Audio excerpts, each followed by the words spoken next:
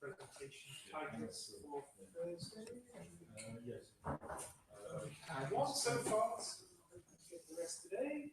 So the title can be preliminary, or is it has to be definite title? No, the title can be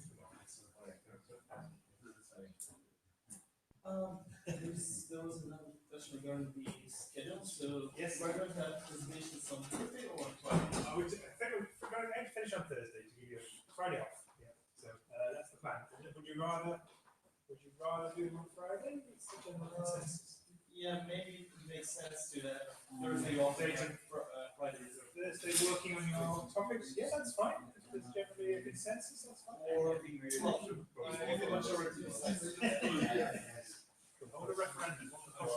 Yes.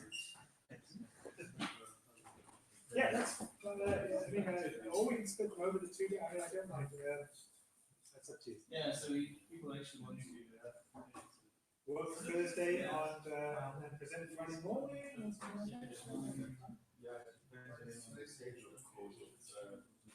Of each individual project. Exactly. The thing is that, we are in Europe now, so democracy works. So the majority says yes, then we do that. Dangerous thing, democracy. Go watch that. Yes, that's what I'm asking. Democracy is working very effectively in the UK right now.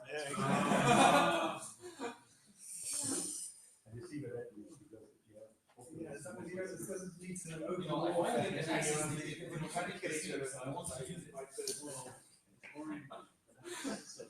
Remember, democracy is I had a directive these people persuade people.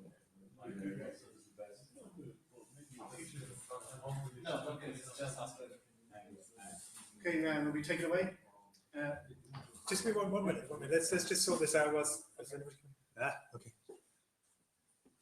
Okay, so there is a proposal with two options where you can have your presentations either Thursday afternoon or Friday morning. Let me put that to you.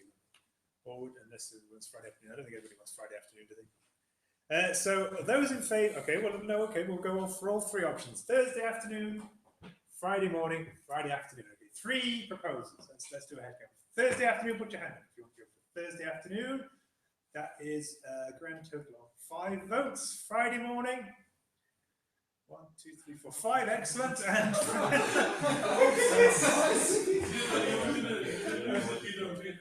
Friday afternoon. Friday morning. No, Thursday afternoon. So I believe that Thursday afternoon wins. There we are. Okay. So that is democracy in action. A very close call again, just like another referendum I had. So that's, I'm afraid the will of the majority rules. So I'm going to invoke Article 50 and have the presentations on Thursday afternoon, or the majority consent.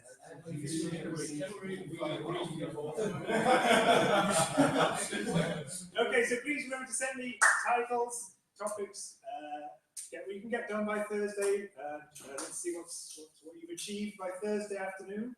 I'll circulate the timetable this afternoon. If you want to send me, like I said, very short title, who's in your group, and that's basically fine. And then we'll organise a timetable around that. Just means you can enjoy the pod on Thursday evening, right? Yeah. You get relaxed. Okay, I'll let Michael take it away again, and we'll have some coffee in 3, right? Yep. Yeah. So maybe 10 minutes. Okay. So I think we should be able to cover the rest of the slide deck by 3. I was going to show a case study after the coffee break, just quickly. It won't take that long. There's some fresh KNL results that we have that I checked and thought you might be interested in those. And then there's an exercise, and the exercise is really up to you as to how far you take it, basically. I'm here till around 5 or so. Okay, so we're going to focus on memory optimizations. This is a crucial issue when it comes to Xeon Phi. So if there's anything you're going to spend time on, it's more than likely this, and possibly the vectorization side of things. So this slide speaks to the fact that flops are cheap. Okay, so when you go about performance optimizing, there's a methodology that's being encouraged on people more and more and more so. It's called the roofline methodology. Have any of you heard of it? So it's kind of it's a methodology that allows you to determine how far you are away from attainable performance for your algorithm, rather than just speed up. Because, you know, speed up is obviously a relative measure, but what it doesn't shine a light on is, am I using the platform in an optimal way? And that's what the roofline methodology does. It shows you how far you are away from what you should be achieving on the platform. And it also shows you basically when to stop optimizing as well. Because if you're working in the dark with regards to how much performance you can get with a given kernel or algorithm, you could keep trying to push things so that you're getting better and better performance, not realizing that you've hit the maximum attainable performance for your algorithm on that given platform. So that's the point of the roofline methodology, and it's very powerful in that sense. And what it also allows to do is make a fairer comparison between the performance you're getting on a given platform versus another platform as well. Because you'll see a lot of marketing material on, GPU is faster than Xeon Phi, or vice versa, and so forth. But if you're plotting data points on a roofline model with regards to the performance that you're achieving, it's a more realistic and honest view of that comparison between platforms, because you gain insight as to why you're getting better performance on this platform as opposed to the other. Because some of it might be brought about by just not, like, for example, you could say, oh, I'm getting much better performance on the GPU than Xeon Phi. Well, of course you are. You're not using the vector processing units on Xeon Phi. So you can't very well say that the GPU is a much better platform than Xeon Phi if you're not effectively using the VPUs on Xeon Phi. So one of the first things you need to do when you're using the methodology, the roofline methodology, is you need to have a view on the theoretical peak performance that's achievable on the device. And that you can get from the spec sheet. So here are the key metrics or parameters that feed into that. So you've got 28 cores on a Haswell chip, for example, Haswell processor. Each of those cores come in at 2.7 gigahertz. You've got 256-bit wide vector lanes, and you've got 2 fuse multiply adds per vector lane. Okay, so it facilitates fuse multiply adds, and you've also got 2 FPUs. Okay, so that leads to 1.2 teraflops of peak theoretical performance that you can achieve on that Haswell chip. So that's actually for 2 sockets. Okay, so that's a 2-socket Haswell node. You're not going to ever get better than that performance in terms of UFOs. That's the theoretical. Okay. So what you do then with the roofline methodology is you measure against that. Okay. So you also know the memory bandwidth of the platform. Okay, coming in at about 0.1 terabytes per second. And what you can get from that is the hardware arithmetic intensity. Okay, so that's 100 flops to each memory access. So if your arithmetic intensity is above 100 flops per memory access, you're typically dealing with a compute-bound application. And if it's lower, then you're dealing with a bandwidth-bound application. So what you need to do is, first of all, you need to know the theoretical peak band, or not the measured memory bandwidth to DRAM of the platform. And you can get that by using a well-known benchmark called Screen. Okay? So you measure the peak bandwidth, DRAM bandwidth on the device. And then you also measure the peak, or not necessarily the peak, but the measured peak throughput performance on the device. And the way you typically do that is by using LINPACK, which I'm sure you've heard of. Okay?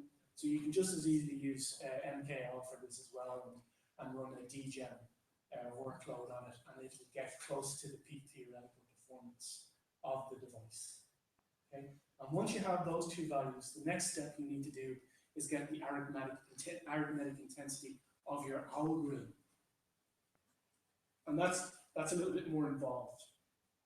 And basically, what you're doing there is you're measuring the number of flops in your algorithm if you're dealing with a flop-intensive algorithm. So number of floating point operations, not number of floating point operations per second, just the number of flops. And you can do that sometimes by way of a static code analysis. It's quite similar in some ways to a complexity analysis of an algorithm. Okay? So you can do that by way of a static code analysis. You can also use tools that will measure the number of flops within a given kernel, within a given function, for example. Okay, so now you have the number of flops, you have the bandwidth, and you have the peak performance and throughput for the device. And then the last thing you need to do is know how many reads and writes you're doing to DRAM for your given algorithm. Okay, so that's the number of bytes being transferred from DRAM to your floating point units. And again, you can do that quite crudely, admittedly, by way of static code analysis. Okay? So you just you just count the number of memory accesses in your algorithm. And then you have your arithmetic intensity value, because arithmetic intensity is the ratio of flops, the number of floating point operations, to bytes transferred from DRAM. Okay, so then you have your arithmetic intensity, and then basically you plot your arithmetic intensity value, you plot your measured G-flops that you've attained for your algorithm versus your arithmetic intensity, and you see where you land on this so-called roofline chart. And I'll show an image of it in a moment or two. And that basically shows you how far away you are from the so-called roof of your platform. So then you know how far you are away and how much more effort you need to put into optimizing to hit the roof. And it is often very difficult to hit. So there's what a roofline plot looks like. So you get this diagonal line, so it's basically a plot of performance measured in G-flops per second, if that's what you're interested in, flops. Okay, you can do this just as well for integers as well, versus arithmetic intensity. And I told you what arithmetic intensity is. It's the ratio of flops to bytes transferred from DRAM. And you could do it for another level of memory as well. You could do it for L3, you could do it for L2. But the one that's typically of most interest to you is the DRAM transfers. Because that's often the bottleneck. So every single platform that's out there has a roofline associated with it. So it's kind of a fingerprint for the platform. And you can plot them on the same graph as you see here. Okay? So there's a roofline for Xeon Phi, i.e. the coprocessor, and there's also a roofline for the host system as well. Okay? So this is a really, really powerful methodology, but sometimes it can be quite crude as well. So it doesn't work in all cases, but it should be the start of a deeper analysis as to how well you're doing with regards to attaining performance on the platform. Now, the roof line, so the horizontal line there, the so-called roof, is measured by running dgen on the platform. Okay, so dgen, as we all know, is one of the most compute-bound kernels out there. So it's ideal for hitting the theoretical roof of the platform. Okay, so more often than not, you're dealing with a bandwidth-bound application. So you're not going to hit that roof. You're not going to hit the horizontal part of the roof line there. Okay, more often than not, you're going to be at an arithmetic intensity of around 8 there, let's say, in the plot on the horizontal axis. So there, if you shoot up from 8 on the horizontal axis, you'll see that the theoretical performance that you can achieve, the attainable performance, is memory bandwidth limited. Okay, so it's not leaning on the compute or the compute resources of the device. It doesn't really matter, as you said earlier on, whether you're vectorizing or not. The issue is bandwidth. So what you typically do when it comes to performance optimizations is arithmetic intensity is not fixed for your algorithm. And the way you shift it is you apply memory optimizations to your kernel.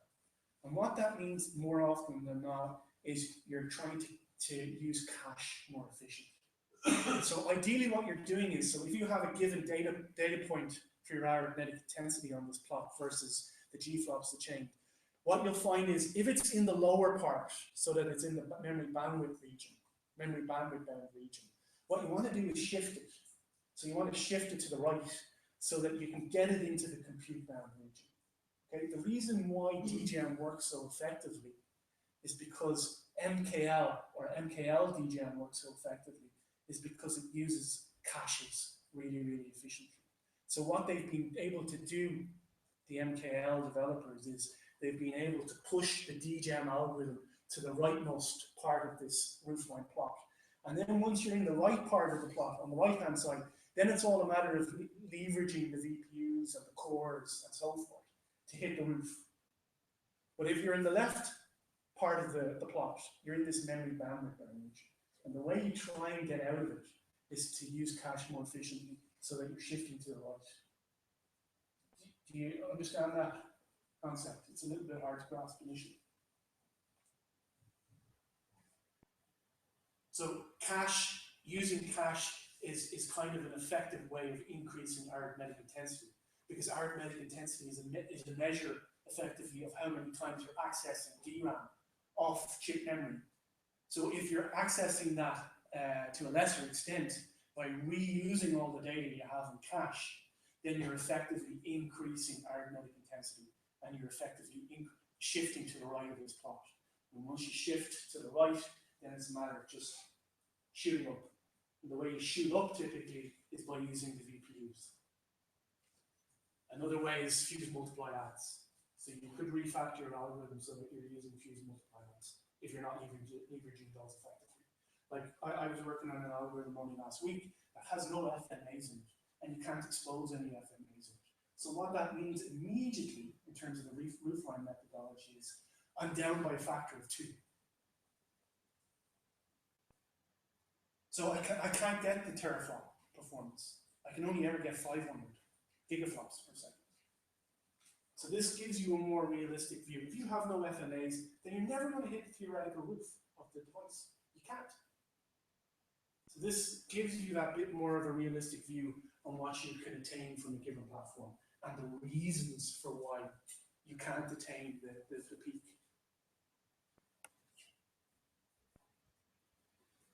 So challenges with memory access on Xeon Phi. More threads than CPU, we know that already, and the same amount of L2 cache. So we don't have any of this last level cache, which was a very effective means of increasing our arithmetic intensity, because it's very easy to reuse data that's sitting in a very large shared L3. But if you're dealing with small private L2, it's much, much more difficult to reuse that data.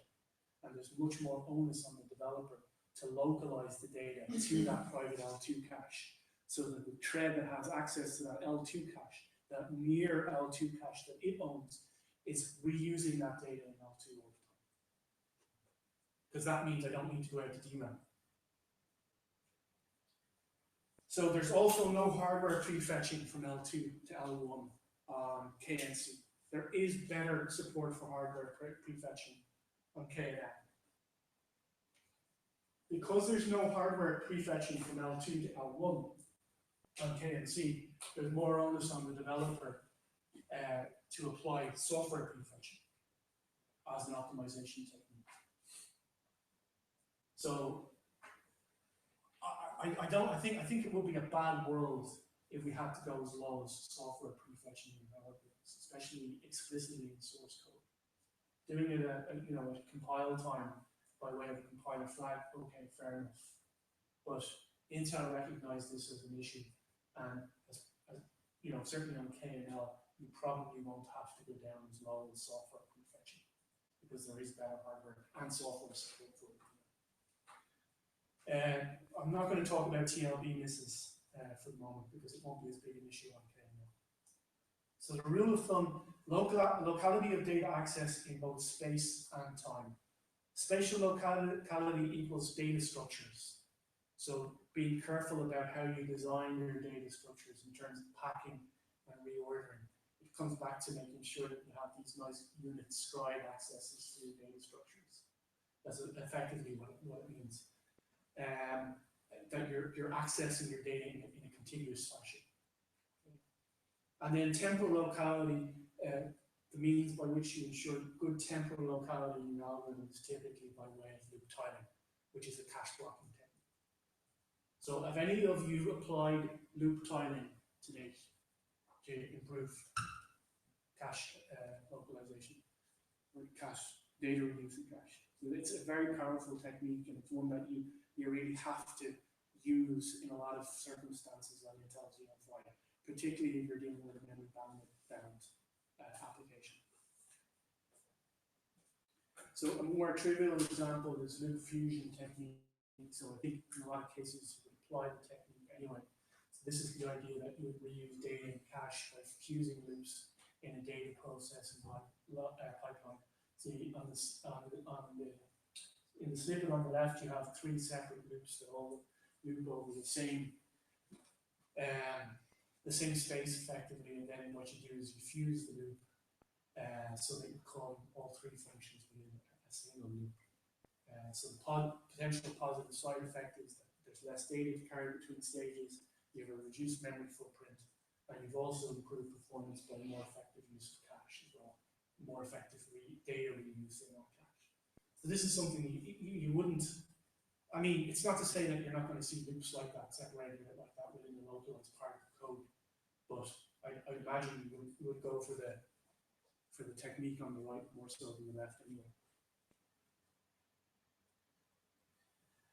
And then in terms of loop tiling, so this is an idea that basically you effectively decrease the iteration space for innermost loops by basically constraining the strides over innermost loops, or the trip counts over innermost loops, so that you're effectively reusing data that was initially placed in the cache by the outermost loop, so that you're effectively reusing the data that's been placed in cache initially. And it's a technique that you're going to try and apply as part of the exercise. It's one of the later stages of the exercise. So the exercise is about matrix-matrix multiplication. And for matrix-matrix multiplication, one of the biggest performance gains you can attain is by way of cache blocking techniques, also called tiling techniques. And you're going to see that you can apply these techniques. So we can touch on these as part of the exercise at a deeper level. Okay? Can we go back to the previous slide? Yeah. Yeah.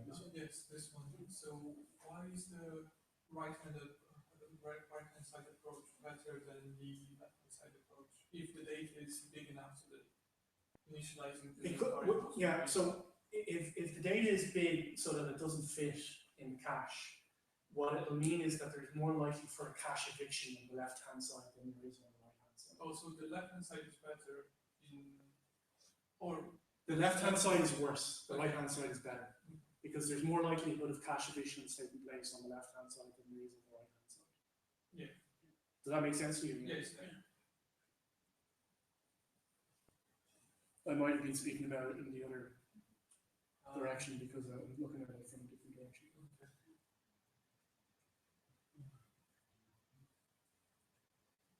So here's an example of loop tiling and the cache blocking procedure.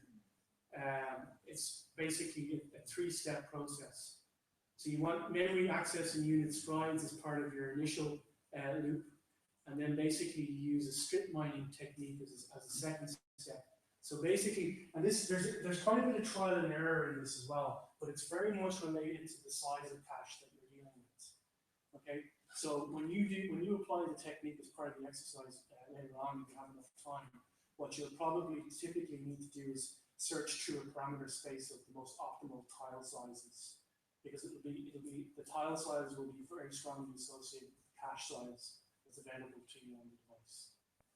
So we can take, again, as I said, we can take a look at this later on. But basically, what it does is it ensures that you reuse data much sooner as part of inner loop iterations because of the cache that's been placed in as part of the trip count over the other. Then we have NUMA. NUMA considerations. So these are certainly important for KNL, not important for KNC from a coprocessor perspective. So NUMA equals non-uniform memory access. Some cores have fast access, or cores do have fast access to local memory, but slow access to remote memory. So are you familiar with the ideas of NUMA? So it comes back to the two-socket design of Xeon nodes. So you remember we have two sockets. Each of them have their own DRAM memory, effectively. Okay, so they have their own DIMMs, and then they're connected by way of a QPI bus, as we saw earlier on. So the cores on this socket have faster access to this memory than the cores on this socket, because these cores are further away and they have to go through the QPI bus to get to this memory. So you want to avoid your cores on this socket having to access the memory on this socket. And you can do that by way of the so-called first touch policy that we talked about earlier on, so that you're initializing your data by way of the DRAM that's closest to you as a core. So it amounts to careful pinning of your threads as well, so that they're pinned throughout the whole runtime. Because if they're swapping around from cores, then there's no benefit to being NUMA aware. And it's a really significant optimization on two socket nodes. So it's worth thinking about and worth investing time in. So a multi-socket Intel Xeon processor, where it's different for KNL is because KNL is not really a multi-socket system, albeit you configure it that way. But if you think about it, if it's not non-sub-NUMA mode, it's uniform memory access. But where it is more NUMA-like is the fact that you have this on-package MC DRAM memory. So you have near memory and you have far memory. Okay, so that's the NUMA consideration here.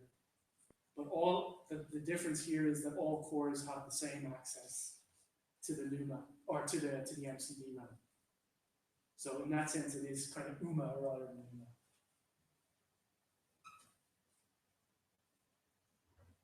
So this is the first touch idea. So memory allocation occurs not during the malloc, but on the first write to the buffer. Okay, so that's the first touch. The default NUMA allocations policy is on first touch. For better performance NUMA systems, initialize data with the same parallel pattern as during data usage. So you can see an example of it there. There's an example of initialization. So the same way you use the data in your kernel later on should be the same way you initialize the data as well. So what it means is that you're basically, when you initialize your data, don't do it in a sequential manner, even though that initialization might happen quite quickly. Okay, and it's not a performance bottleneck. That's the reason why people don't properly apply first touch policies, because their initialization is not expensive. So they don't parallelize their initialization. But what that means is that you're not effectively applying the first touch policy, and you don't have a NUMA aware code. So that there is a likelihood that this thread sitting over here on this core will access data from memory that's sitting on another socket. But by doing this, you're ensuring that that won't happen.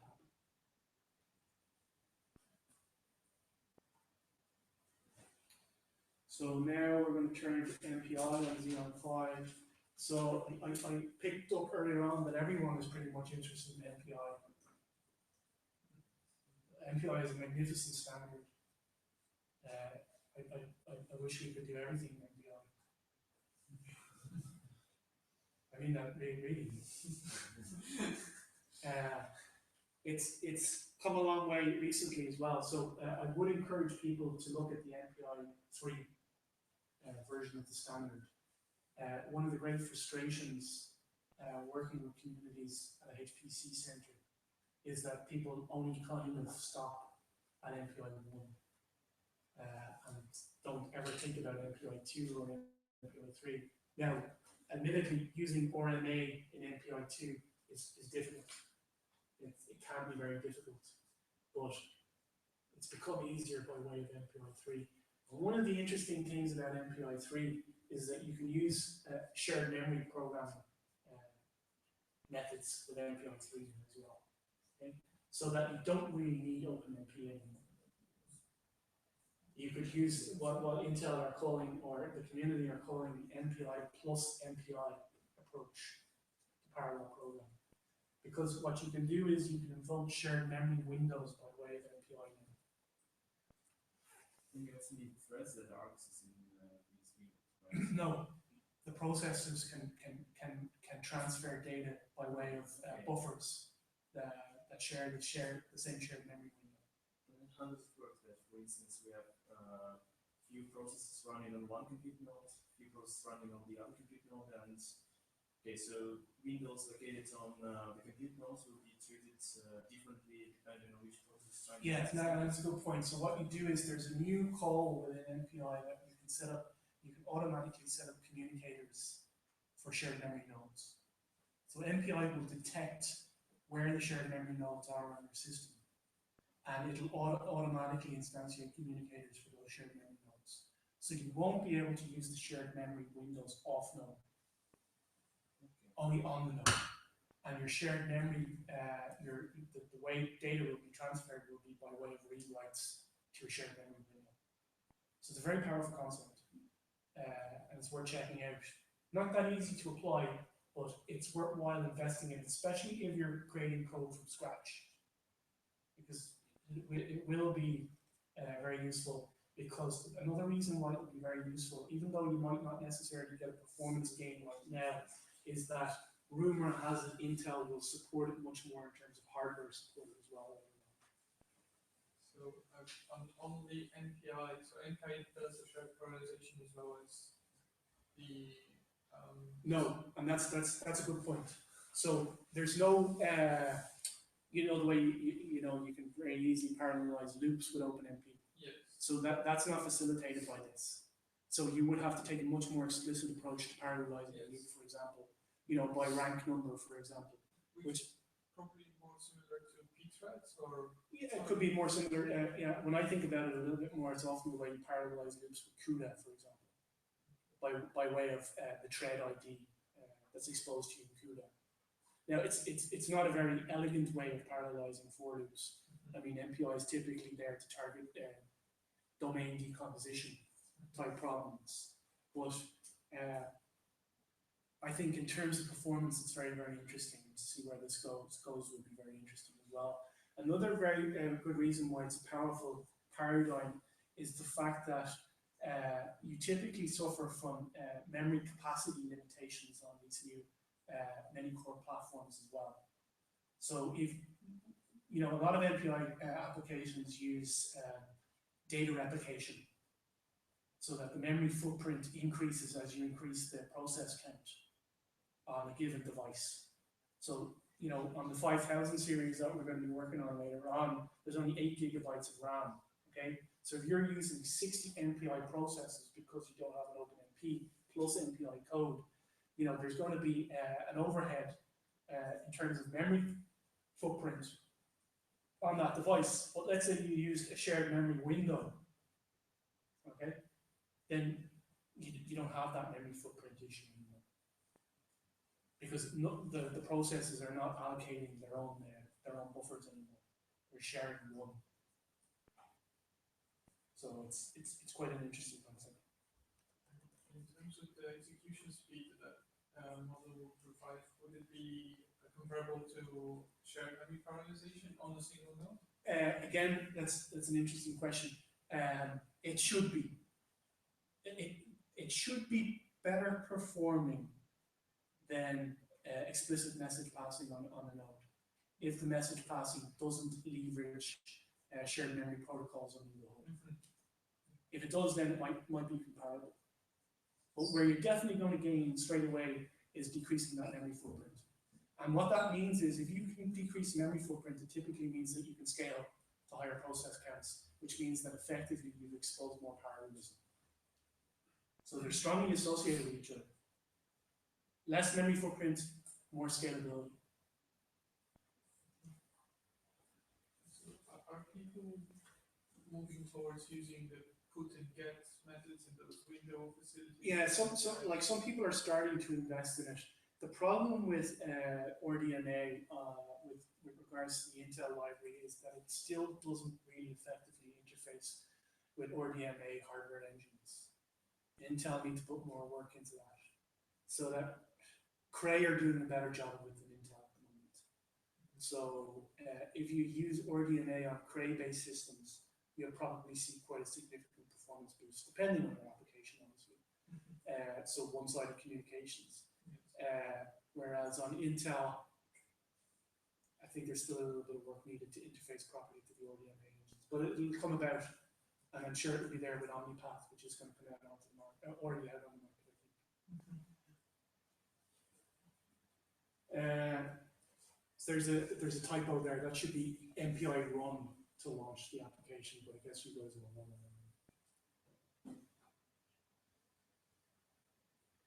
Compiling and running native MPI applications on coprocessors. So this is where Xeon Phi really sticks out from GPUs, because as I mentioned earlier, you can't run MPI on GPUs, whereas you can on Xeon Phi. So you just export this MPI environment variable I_MPI_Mike equals 1, and then you can use MPI natively on the coprocessor. Okay. And then you just basically launch it as you would any MPI application. There's not much to it.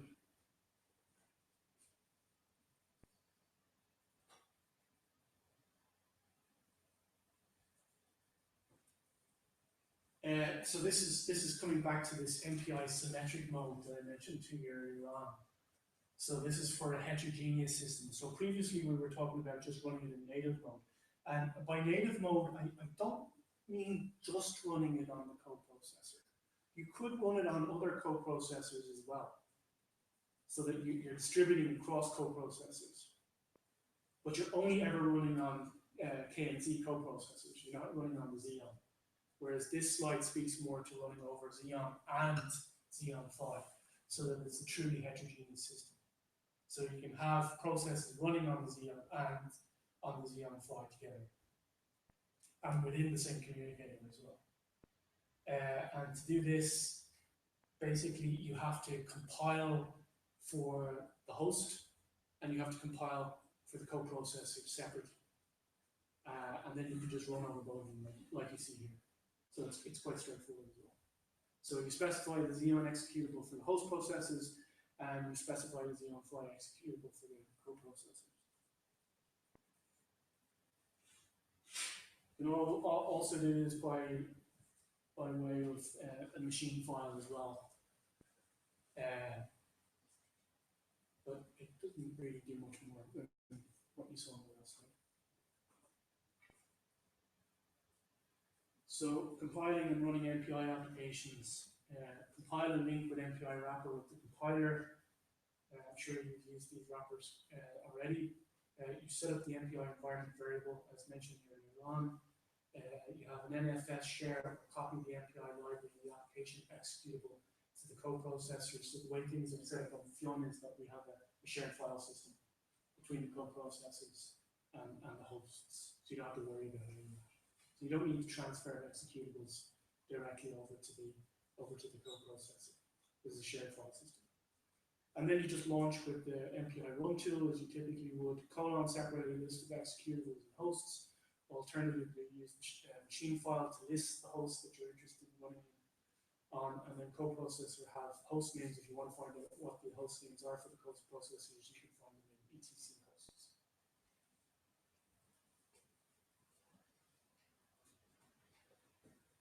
In terms of point-to-point communication between coprocessors, this is the typical configuration that you might see. The left is a gigabit Ethernet setup. You typically won't find that on HPC systems, so we're more interested in the right-hand side.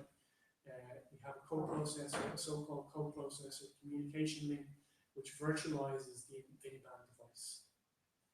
Okay, so what that means is that your MPI communications over the PCIe look and feel like they would over an InfiniBand device, but not in terms of performance impact. It just virtualizes the protocols being used more than anything else. But you still suffer a penalty from going over PCIe, naturally.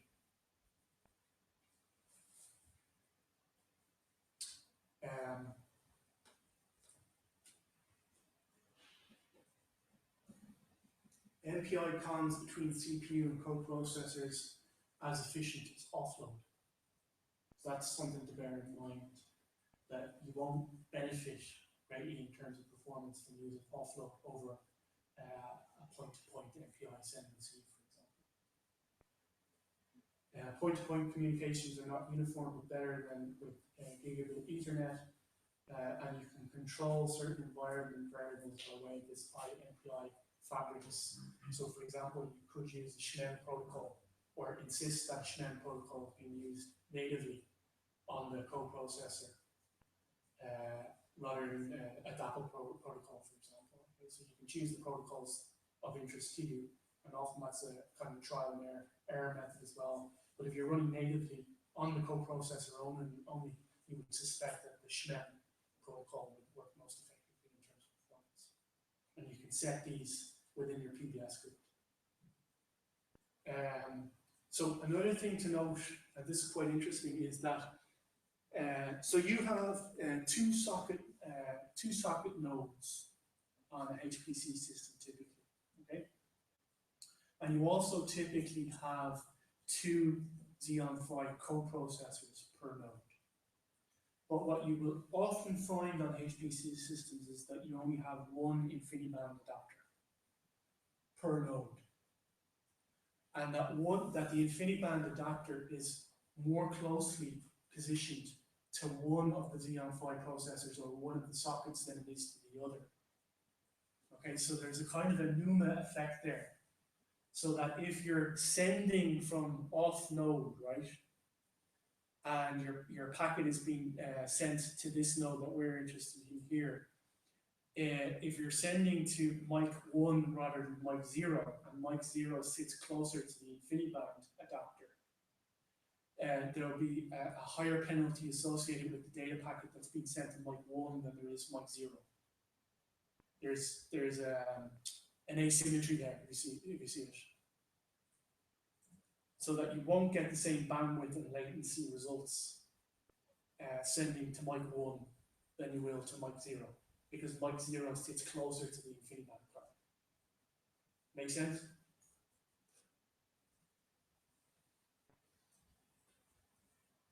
So it's not an issue if you're only using one Xeon Phi coprocessor per node. It is if you're using two. There's an imbalance there, because the second mic won't be able to receive data as fast and as at higher bandwidth as the first mic 0. Because don't forget, the data transfer happens by way of transferring over the QPI as well, often.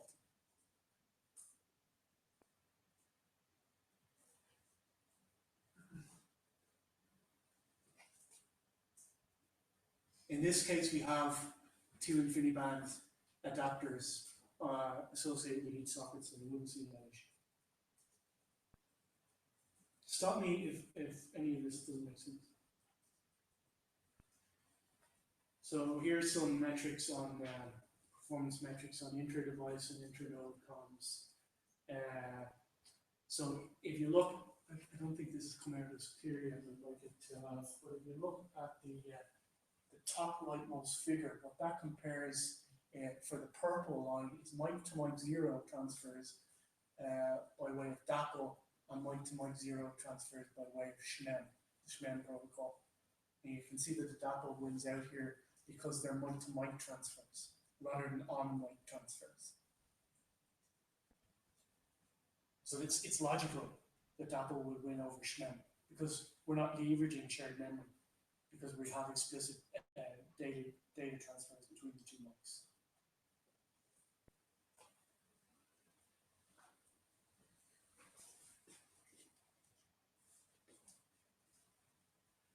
Hybrid MPI plus OpenMP, we touched on this earlier on. So using OpenMP inside of MPI processes reduces memory footprints, just like the MPI shared memory windows that we talked about earlier.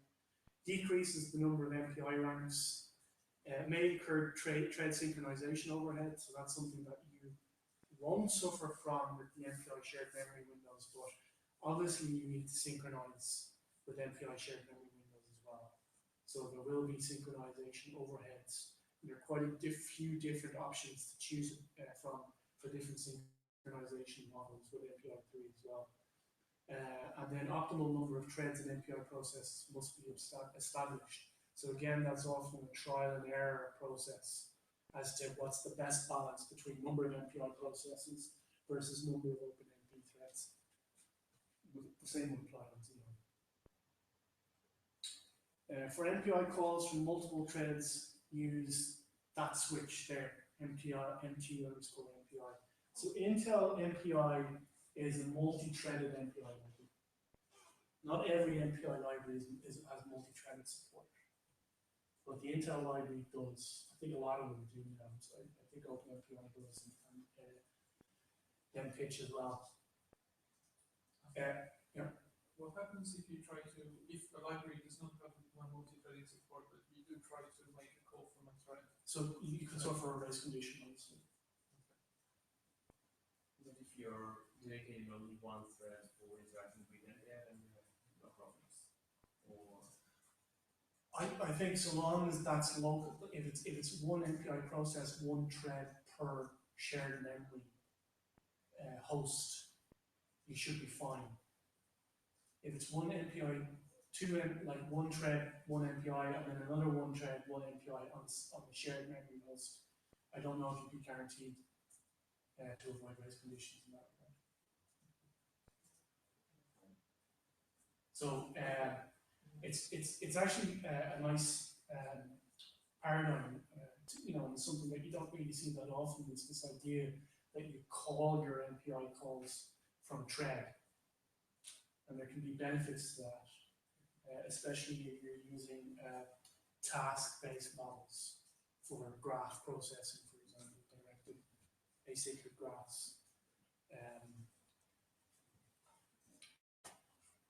I think one of the issues with regard to that, though, is how effective the OpenMP scheduler is as well. So there are more effective schedulers than the OpenMP ones. So TBB was mentioned earlier on.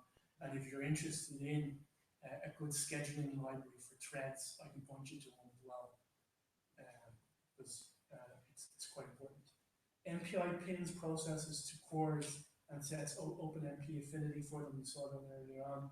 To tune the pinning, you can use these environment variables. Again, this is quite important, and you can see dramatic increases in performance by using different pinning models for MPI. Because if you think about it, say if you're running two MPI processes on a KNC coprocessor, those two processes might land on two cores that are very, very close to each other. And you might not want that. You might want a situation where the MPI processes are far away from each other. Because if they're close to each other, right, and then they both go about spawning OpenMP threads, you're going to get a lot of contention for resources close to each other. So what if you set things up so that it looked a little bit more like a two-socket system? So let's say you had two MPI processes, you have 60 cores available, and you want to thread one thread per core. So that you have the two MPI processes effectively sitting on both ends of the cores available to you. And then they both spawn 30 processes to the extent that those threads, don't impede on each other in terms of the resources that they're using. So you can get that by way of using I underscore MPI underscore pin underscore domain, as you see there, equals omp colon scatter. And I've pointed to the MPI reference page for finding out about all these different settings. And the thing about Xeon Phi is that it's hugely sensitive to it. And it's not often clear why. Okay? So there's a lot of trial and error and a lot of performance tuning when it comes to environment variables, when it comes to KNC and KNL as well. And we're only starting to get a better understanding for why certain cases are better than others. And it takes some while to work that out. The thing about Xeon Phi is that it's opened up a huge amount of flexibility when it comes to tuning and parameter searching, optimal parameter searching. So it's not easy, and it's certainly not trivial. To diagnose the process pinning, you can use this environment variable.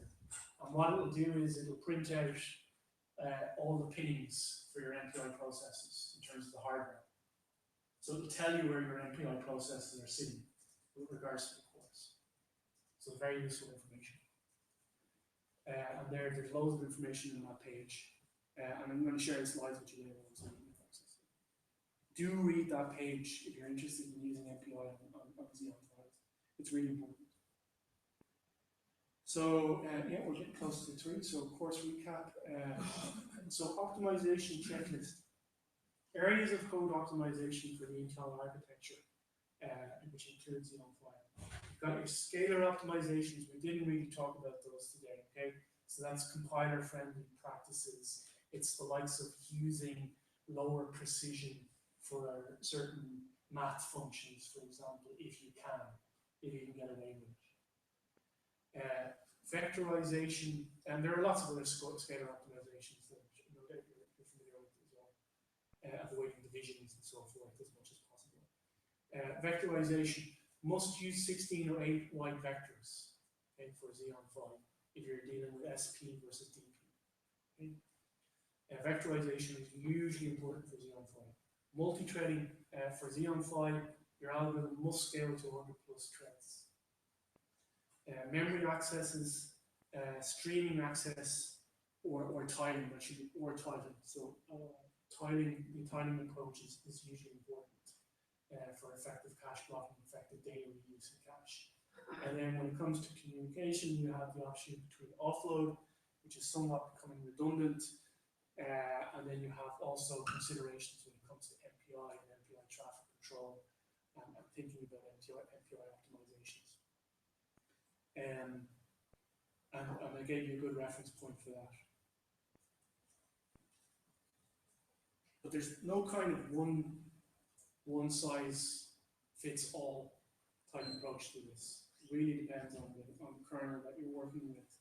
And a lot of the time it comes down to trial and error by way of trying out different environment variables. Okay? When it comes to source code optimizations, it's a little bit more rigorous and pointed than that. So we've come to the end of the slides at this stage. I believe we're going to have coffee now, and then we're going to come back. I'm going to talk a little bit about a case study. It's not going to take too long, and then we can start the exercises, and hopefully there won't be too many issues with logistical issues with regards to SSH and interfering and so forth. We might, if I have the time, I might even break open VTune to show you how to use that and the type of information you can get out of it as well. The only problem is we're using X11 for wording, so there's quite a lag on that. So it might be a bit painful to use, but let's see how far we can get with that. So, any questions at this stage? So, just coming back to the multi-threaded, multi-threaded plus NPI. So, if we make a blocking call from one of the threads, would all threads be blocked as well, or a blocking call to an NPI packet?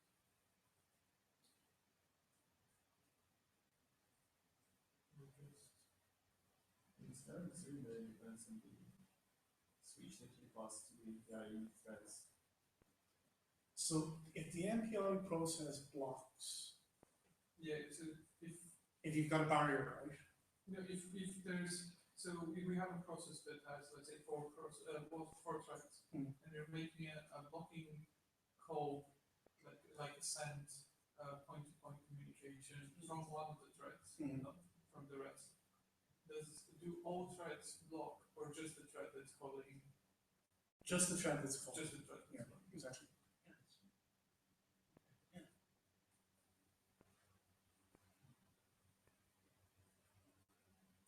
Any other questions?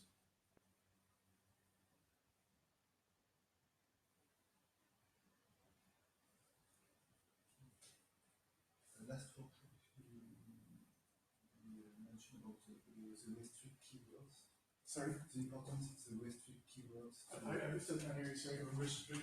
Restrict, yeah, so that's with regards to aliasing. Yes. So again, you can use restrict. It's a more pointed way of avoiding aliasing in certain parts of your code rather than using a compile time by way of no alias, for example. Is there any equivalent in C++? Because I couldn't find the keyword for general keyword for C++ compiler. But surely your C++ compiler supports C, though, no? Yes. Actually, I'm not sure that they understand this keyword as well. I read something about that. Yeah, I would suspect that C++ compiler should be able to support the restrict keyword. If it doesn't, I'd be surprised.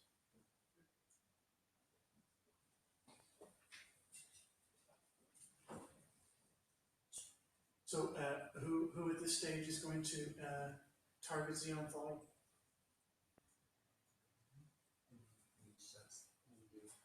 I mean, are you interested in Intel Xeon Phi?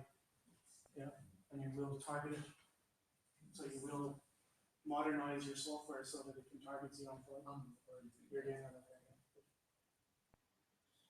Yeah, I've got community code, so it's not my. Yeah. It's the same. So it's not me who makes decisions on which technologies to use. I might in future, but I'm not sure at the moment. I'm not at the stage. I think one of the things that Intel keeps repeating is the fact that the investments that you make in Xeon Phi optimizations also lead to performance improvements when running on Xeon. And that is generally the case, there's no doubt about it. So it just pushes people that bit harder to expose parallelism and to increase data locality. So I think you'll reap the benefits, but it can be a painful process. Certainly on Knight's Corner, there's been a lot of frustrations with regard to that platform, but there's a lot of hope and expectation for KNL because it does try to address a lot of the issues that were there on KNC. And a lot of those are centered on the high bandwidth memory, because that was the main issue.